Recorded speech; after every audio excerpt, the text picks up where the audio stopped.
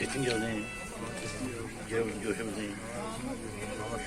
Selam söylüyorsun. Mükemmel olsun. İmanlı, tekvalı, yoldaşlığa sadi, o kadar düz olmanı istiyor, o kadar yaxşı olmanı istiyor. Yani onun hakkında ne kadar terbiyesi al. Bakın Allah onu seçti. Allah bakın bu oğlanı Allah seçti. Allah o mekama vardı. Çünkü o yaşlıya layık idi. Onun ailesine, balalarına onu demək istedim. Bak bu bayrakçı bunun üstüne salma. Bak bu bayrakta bu kırmızı renk var ha. Bak burada Bəxtiyarın kanı var. Orada bizim şəhidlərimizin kanı var. Siz harada bayrak göstərir. Onu uca tutun. Onu öpün. Bağınıza basın. Çünkü onun her damcısında bak ona kanunla yazılır. Öz kanunla, öz canınla onu yazıblar. O tarihi yazıblar. Onlar tarixə bugünkü gündə bir şəhid çıxıb gəldilər. Allah onları seçdi, beğendi. Allah millətimizə, dövlətimizə, xalqımıza Allah güc versin, qüvvət versin.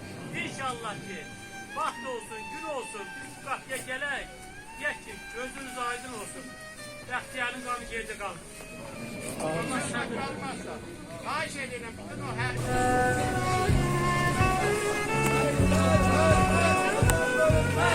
Şehitler ölmez, vatan bölünmez. Şehitler ölmez, vatan bölünmez. Şehitler ölmez.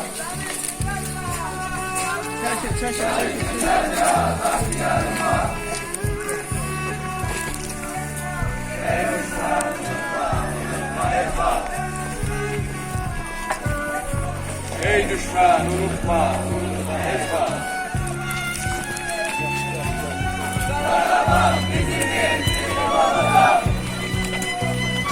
Başında olsun da gel.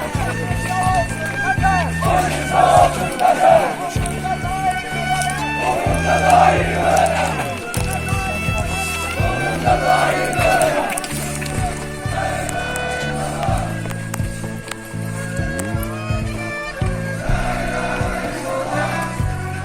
Yolla.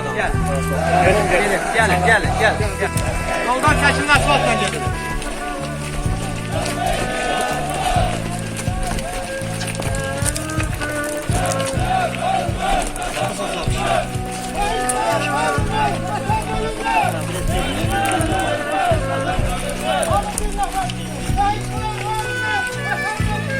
Şehitler ölmez, vatan bölünmez.